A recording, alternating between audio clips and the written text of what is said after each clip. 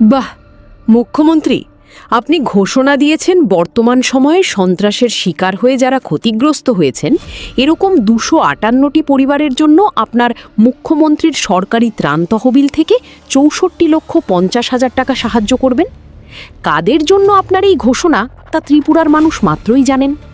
আপনার জোটসঙ্গী তিপ্রামথার আক্রমণে যেসব বিজেপি কর্মী এখন ঘর ছাড়া, আপনার সরকারি সাহায্যের ঘোষণা তো তাদেরই জন্যে।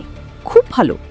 নিজের ঘাড়ে কোপ পড়ায় এবার আপনি অন্তত সরকারিভাবেই স্বীকার করতে বাধ্য হলেন যে ত্রিপুরায় রাজনৈতিক সন্ত্রাস চলছে।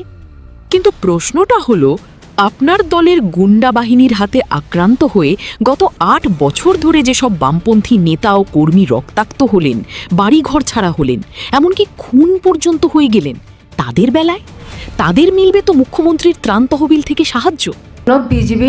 বিজেপি সরকার আমার বাবার প্রাণটাই কেড়ে নিল। নিজের বাবাকে কিভাবে রাস্তার মাঝখানে টেনে এনে বিজেপি দুর্বৃত্তরা লাঠি, দা এবং লাকড়ির চেলি দিয়ে বেধড়ক পিটিয়ে মারছে।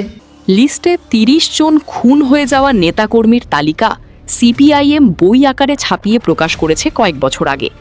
তারা পাবে তো সাহায্য। প্রতিটা রাজনৈতিক সন্ত্রাসের তালিকা, পুলিশ এফআইআরের কপি, হামলার অসংখ্য ভিডিও কিন্তু বামপন্থীদের কাছে সযত্নে রক্ষিত আছে। আবেদন কিন্তু তারাও করবে। এই ত্রাণ তহবিলের অর্থ দেওয়ার ক্ষেত্রেও যদি আপনার ভাষায় তথাকথিত ভায়োলেন্স হয়, তবে কিন্তু তাদের জন্য আইনের দরজা খোলা থাকবে। ছাড় আপনাকে দেওয়া হবে না।